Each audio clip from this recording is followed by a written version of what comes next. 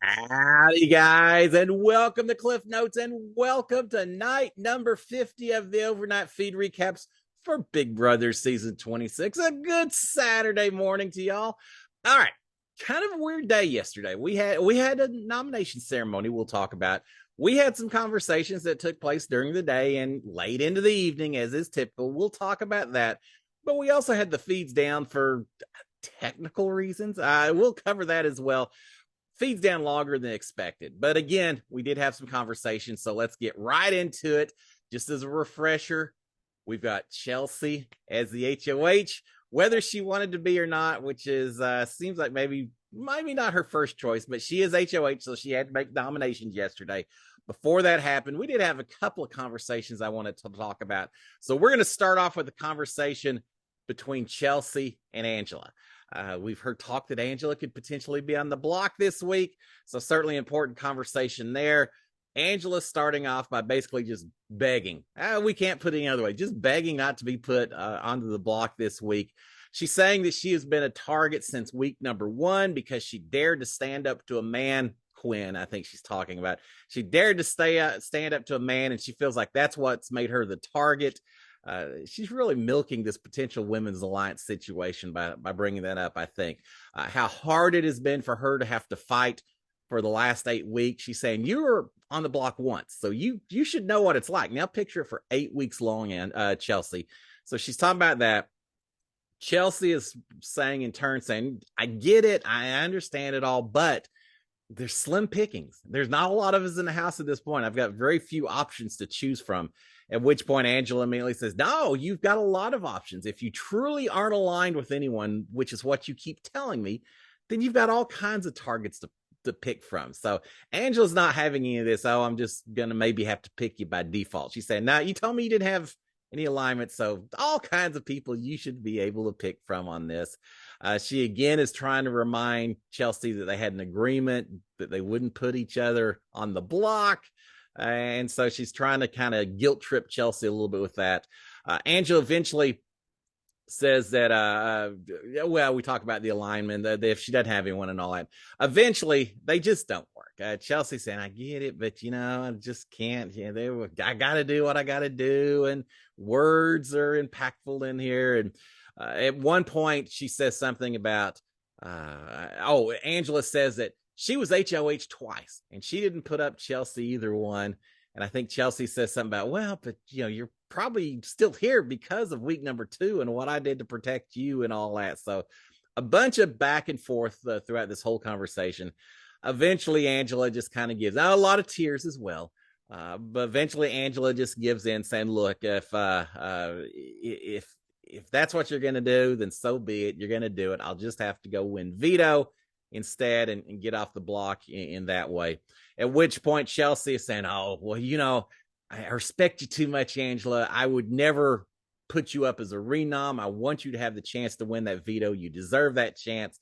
So I'm actually doing you a favor if I put you on the block. So you get the chance for the veto competition.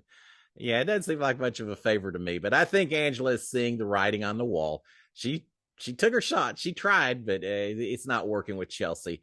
So eventually they end up hugging each other at that point in time and calling it the end of the conversation. So yeah, Chelsea saying she wants Angela to give the chance. She would never backdoor Angela. She'll give her the chance to compete in veto. Now later, Chelsea has a little talk to the cameras, the way she tends to do. Talking to the cameras, talking about how little she valued any of, how badly Angela's arguments with, saying what really has her peeved more than anything else is she's saying, Angela kept asking me, why am I a target? Why would I be a target? I'm just this, this older woman. Oh, she talked as well about how with her age she had to fight harder, which I actually do get. I know what you're talking about, Angela, but using her age a little bit as well and everything, but really questioning why she would be the target in that house. And Angela, during her little camera talk, is saying, you've blown up like 8 people's games. You turn on people as quick as you can. How could you possibly claim that you don't know why you were a target in this house? So yeah, Angela just having none of it. All right, we do have, after that conversation, Chelsea has a conversation with Kemo as well. We've heard Kemo maybe could be a nomination, so another important conversation. She is telling Kemo that she is strongly considering putting up Angela on the block. She's asking how Kemo feels about being a pawn. She says, I'm going to ask T-Core and Rabina as well, but I'm just curious to see what you think about maybe having to go up as a pawn this week. She's saying that MJ will vote with them to protect Kemo or Rabina or T-Core. That, yeah, MJ will vote to protect us. She says if it came down to a vote, then I would certainly break the vote in your favor. So you have nothing to worry about, Kemo. Yeah, pawns never go home, right? Yeah, no matter how well intentioned. We haven't seen anything like that. But she's saying, you don't have anything to worry about. We'll have 3 votes no matter what. I'll break the tie. It's going to be fine. So don't worry about it. Now, if I'm Kemo, I'm going to say, yeah, I understand. It sounds like I'm perfectly safe, but you know who would even be even more perfectly safe would be, I don't know, T-Core, who's never been on a block. Everyone loves T-Core. I'd be reminding her that the vote was very close to get me out last Thursday, that there were 3 votes cast against me to send me out the door. So with that in mind, I think I'd be pushing for, and I'm not saying you're wrong, that we're safe and that we are strictly a pawn, but let someone who hadn't been a pawn yet go up on the block. I would have pushed it a lot more than Kemo did. But Kemo eventually says, well, if it was against anyone except Angela, I'd be really worried. But if it's Angela, okay, put me up as a pawn if you have to. I guess I'm okay with it. I gave in too easy.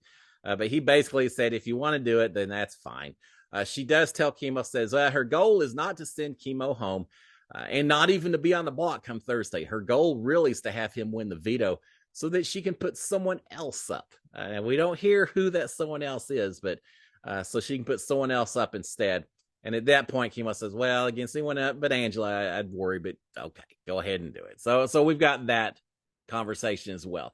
Now, eventually we lost the feeds. I think it was for about 3 hours or so. At first, it looked like just a standard nomination ceremony, no big deal. But the feeds didn't come back. They didn't come back. Eventually, we got a slide that said, there you go, technical difficulties going on. Don't know if I've ever seen that slide before. And then I saw on some social media posting that there were power outages all over the area, including the apartment complex right across the little concrete river from the CBS studios. Good chance the power was down at the CBS studios as well. So it seems like it could be weather related, power related, why the feeds themselves were down, which made me wonder, how long are we going to be without feeds? Well, we got our answer about 7:30 or so last night, Big Brother time. Feeds came back. They're all in the HOH room hanging out. Everyone. At one point, Quinn goes outside the HOH room. So it wasn't lockdown. They were allowed outside, it looks like. But he goes outside, comes back in and says, well, it's still hot out there, but it's getting better. That soundstage that Big Brother's filmed on, Soundstage 18, metal walls, metal roof. I can only picture how hot it must get in there without AC to keep everything cool down. So yeah, it makes more sense that it probably was power that went out and just heated that whole thing up incredibly badly. So all the house guests are up in the HOH trying to stay cool. Now here's a little secret for you guys. Of the entire Big Brother house, the 2 rooms that are the coldest are the upstairs, the have not room and the HOH room. But the coldest vent in the entire house is the vent in the HOH room that is right next to the bed. It's on the far wall away from the door that you walk in. So if you're looking for the bathroom towards the bed, it's on the right-hand side. There's a huge vent there that pumps out the coldest air. During my season, we always put pillows there just to cover it up because otherwise you would freeze to death. But I'm sure in this case, they're all in there. I'm sure they've got all the air going into that one room to keep them all cooled down.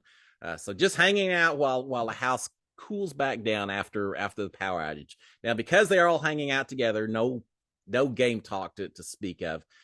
Chelsea does mention while they're up there, they're not going to be any have-nots this week. I'm kind of expecting have-nots may be done for the season. We'll see, and which makes me wonder what's going to happen to have not room, because could it get turned to something else? We'll find out about that as well. But no have nots this week. There's talk about just general chit chat about other reality shows. Angela's saying she'd love to go on other shows, Survivor, things like that. That could be interesting. You think Angela had a few meltdowns while she was on slop? Wait till you're eating half a cup of rice a day. I'm sure that would be interesting as well. But lots of talk about going on different reality TV shows, who would go on them, things like that. Talk about after they get out, could they finagle some free things with the influence that they're going to have after being in the Big Brother house? So just a lot of chit chat like that. A lot of conversations from Leah. Yeah, Leah tends to talk a little bit, if y'all haven't noticed. So yeah, she had a few stories to talk about and a few things talking about just living life and her keys to life and things like that while they were all up there trapped inside a single room for hours on end listening to conversations that maybe you didn't want to listen to. So yeah, they're all hanging out doing that. Now I did notice that Mackenzie and Leah were both in the HOH room laying in the bed right next to Chelsea. They're pretty good about that, aren't they? Whoever's the HOH, they tend to take a key position as close to them as they can throughout the week during that time. And so we see that happening during the we'll call it lockdown, although they weren't locked down, the cool down. So they had that. All right, eventually, because everything shut down, I guess they brought in food from, I think, that Fat Burger. Yeah, they got Fat Burger. Sounds pretty good to me. So they got food. They enjoyed that. We finally got confirmation that yes, they did have the nomination ceremony. No huge surprises on the block this week are Angela and Kemo. Only 2 nominations. We're finally back down to regular Big Brother with just 2 nominations. Chelsea ought to be grateful for that, right? Hard enough to pick 2 now with 9 people in the house, but Angela and Kemo on the block as the nominations this week. Everyone eventually migrates down to the living room. They're playing some word games, different things like, if I'm on an island, could I bring sunglasses? Could I bring a chalkboard? Could I bring time and letter combination? Yeah, things like that. Just playing games. Gotta say, interesting to watch for a little while to figure out the patterns, but after a while, little boring watching them playing word games. And I may say this, Leah maybe shouldn't be leading a lot of word games that involve words and spelling and things like that. But they were trying to have fun while they were in there. Now I did hear at one point they didn't know what time it was later in the evening, because when the power went down, the power also shut off the ovens, the microwave, coffee maker, all the things that tell time as well. So a little bit in the dark, literally in some ways, yesterday evening area. All right, we got T-Core and Rubina talking. Rubina's a little upset that Leah kept talking over her. And I don't know if this is while they were downstairs or while they were up in the HOH room, but Rubina's a little upset that Leah kept talking over her. She couldn't say anything because she kept getting cut off, and she just feels like people don't necessarily listen to her, and she'd like to have more input and just more say and more relevancy in the house and all that. And she said, every time I tried to talk, someone would shut me down, so it's kind of tough to do. T-Core saying they need to have a conversation, that she'd like to have a conversation with her and Rubina and Cam and Chelsea, that these 4 people need to talk. They haven't gotten a chance because everyone else was in the HOH room at the same time and just didn't work out. But they would like to have a talk with these 4 together, and maybe they can do something later in the evening. They kind of do it later, but not all 4 at once. With Cam for a little bit and then with Chelsea a little bit, but at least they did get to talk some a little bit later. All right, we did have Chelsea talking to the camera again, predicting that either Kemo or Cam would win the veto, saying that if the veto does get used and someone comes off the block, she has no idea who she would put up for renomination. Now, later we hear her name mentioned, but right now she's saying she doesn't know who she would put up as the renomination. She's again complaining about Angela, saying, why in the heck would Angela say that she didn't know why she was viewed as a threat in this house? She said, well, because you blew up everyone's game, because no one trusts you, Angela. There's lots of reasons that she would be a threat, but just feeling like Angela's not being sincere and wondering why she is a little bit of a social pariah in this house right now. So she's a little upset with that. All right, we've got Leah and Quinn talking just a little bit, both just kind of happy they weren't nominated this week, thinking that it would have been a possibility they could have gone on the block. So happy with that. They're wondering if Angela is the target or if it could be someone else, but wondering if it could be Angela. Quinn is saying that there's a little conversation between them saying that Chelsea's doing a good job of avoiding getting any blood on her hands, of making easy choices and just doing what the house wants, that she's so intent on always voting with the house, that she hasn't gotten anyone really upset with her, thinking they need to change that a little bit. So Quinn is saying that maybe they need to force Chelsea to make an argument as to who she wants gone this week. Is it Kemo? Is it Angela? Is it someone else? Force her to kind of declare what she wants to have done. And he says that way, if we force, just keep asking, let's just force Chelsea to declare one way or the other. That way, when someone gets mad next week, we can just say, hey, we were just doing what the HOH wanted. Chelsea made that decision, and we just didn't want to make her mad. So they're trying to shift some of the target on the Chelsea as HOH and trying to figure out how they can do that, saying she just never gets blood on her hands. All right, we've got Mackenzie and Quinn and Leah. Not a whole lot to this, just studying days and the voting patterns and memory for potential veto comp. I heard it could be OTEV today. They don't know. It could be OTEV. That'd be a fun one. But going over days in history and events and things like that, just in case. Main thing about this, just Mackenzie and Quinn and Leah just continue to seem like they're hanging out and helping each other through a lot of this. I really see some interesting little groups of three. Mackenzie and Quinn and Leah, a group. T-Core, Rubina, and Kemo as a group of three. Chelsea and Cam kind of going back and forth between the different groups a little bit. So you're seeing these divisions that have formed and just natural type things. So we'll see how that works out when it comes time for votes and things like that. All right, we did have eventually Kemo and most of the rest of the house guests in bed before midnight, if I recall, getting ready for today's veto competition. I think someone said, or maybe they're just based on past history, thinking they're going to be woken up 7:30 or 8 o'clock this morning, so wanting to get some sleep. Kemo knows he's competing in the veto, so certainly he wanted to get some rest as well. Now, at one point, T-Core had told Cam, they were in the bathroom talking, and she said, yeah, I'm going to go to bed early tonight. And he starts laughing. He says, you aren't going to bed early. She said, no, I am. He says, well, it's like 10:49. So how long, when are you going to go to bed? She says, well, like in an hour. He says, so it's 10:49 now. So you're going to say like 11:30. Yeah, 11:45, I'll be in bed. And he says, I'll believe it when I see it. Well, I'm happy. I don't know if that's the right word. I'm here to report that no, she did not go to bed at 11:45. She was up quite a bit later than that. But Kemo's in bed, and most of the rest of the house guests are. But we do have T-Core and Rubina and Cam that are in the kitchen. I think they're in the kitchen. They're in the bathroom, a couple different areas. But they're talking late night, eating a little bit while they're in there and just talking about juries in past seasons, veto comp possibilities that could be taking place today, past competitions they've had this season, physical versus mental comps, things like that. So just a little chit chat kind of stuff. Now, we did have a little bit earlier, and carries on a little bit into this conversation as well. Cam had some good conversation, just talking about life and handling it and how you address life and things like just kind of philosophical stuff, which I don't know. Cam's kind of a nice guy. It just seemed like he's got a pretty good head on his shoulders. And later, I think it's Rubina and T-Core talking about, oh yeah, he's just a fantastic guy. He's really nice. It's nice to hear Cam talking, get a little more airtime as we go into this game a little bit. Eventually, though, Cam is gone, and we've got T-Core and Rubina continuing the conversation in the bathroom. They're talking, as I just mentioned, they're talking about the talk they had with Cam, how much they really enjoyed just having a little bit deeper conversation with Cam for a little while.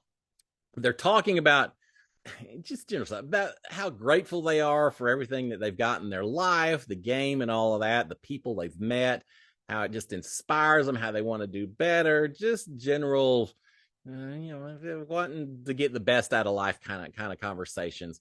T-Core is saying that as part of that, she wants to have more connections with more people in the house, that she's going to try to make an effort this week to have more one-on-ones with people that she doesn't normally have these one-on-one conversations with, to establish these connections, which is a fantastic idea that you probably should have started 7 or 8 weeks ago. But hey, late better than never.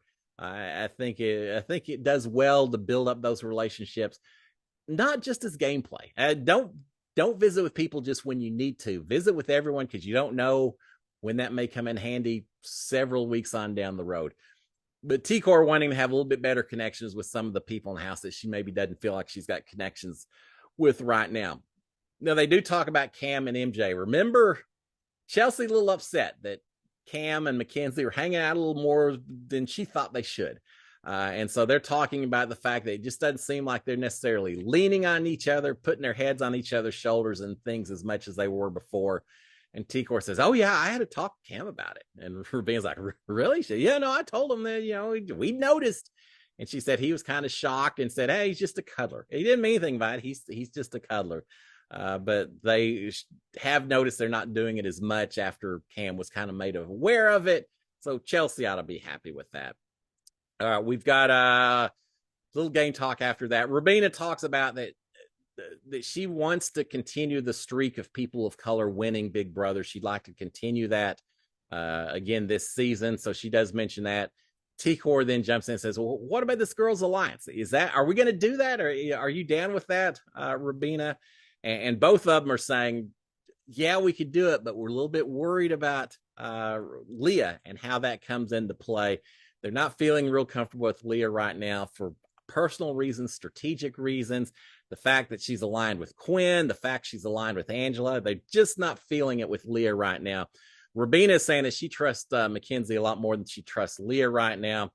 And then T-Core saying that she doesn't trust Quinn at all. So little mistrust with a few people on that side. Now, talk about the Girls Alliance. And yet we've got Angela on the block. Maybe it's something they're going to wait for someone else to do, but you could have had Cam and Quinn on the block this week and gone for the Girls Alliance. There was talk that they were going to wait until after the HOH before they formalize this Girls Alliance. Well, Chelsea's HOH, it seems like it would be a perfect time to do it, and yet they haven't done it. I don't know if they're going to pull the trigger on it, especially if there's some uncertainty with Leah, who you would think maybe would be part of the Girls Alliance, and yet they're just not really seeming like they want to work with her right now. So that may be the thing that keeps this whole thing from happening, at least this week. Next week we'll find out. But yeah, they're not really trusting Leah or Quinn, either one. Now eventually Chelsea does show up downstairs. Kemo showed up for a little while and got called to the diary room, which I'm sure he hated, trying to get sleep, ready for a veto competition, and now production's wanting to talk to him in the middle of the night. Yeah, that was kind of rough. But he got called for a little while. But Chelsea does show up, talking to him a little bit. She's talking about how much she hates that she had to put Kemo up, that she didn't want to do it. She's so grateful that he was at least somewhat receptive to it. She's saying her biggest fear right now is that someone is going to either use the veto on Angela, or that she is going to somehow talk herself off the block. I don't know how that works. I mean, you're nominated at this point. Someone's going to have to use a veto on her, but she's worried that Angela somehow is not going to stay on the block come Thursday. She's telling Rubina and T-Core, saying, "Hey, just for y'all's ears only, haven't told anyone else, but if I do need a renom, it's going to be Leah," which obviously these two are perfectly happy with. So she's saying, yeah, Leah would be my renom if it comes down to it. Her worst case scenario is going to be if Leah gets picked to play in veto, Leah wins the veto, and then she is in a tough position of does she use that veto on Angela or not. If she uses it on Angela, she can't be put up either, and Quinn would probably go on the block. But we've also heard Leah tell Quinn that she's not going to do that anymore. That was a one-time only deal for Angela. Now that she's on jury, she's not saving her anymore. So that is my preferred outcome for the veto competition today, is to see Leah win veto, just to see what happens. Now, having said that, she may not get picked to play. If she gets picked to play, I was going to say she may not try to win. She actually probably would. I would try to win, because otherwise you could find yourself going on the block. So it would be an interesting scenario if that was to happen. But they are talking about that. She's saying that she's not going to, explaining why Leah would go on the block. Chelsea said, "I'm not putting either one of y'all up. I'm not going to put Cam up. I'm not going to put Mackenzie up because she's been up so much already." And she says, "I'm not going to put Quinn up because he protected me last week, and this is a payback to him. So at least for this week, he's good as well." So as a result, Leah's it. I don't have anyone else except Leah. So there's my explanation for why she's going up. And so she does not want the veto to be used. That is for certain. All right. We've also, we transitioned from a little game talk back to some Cam talk.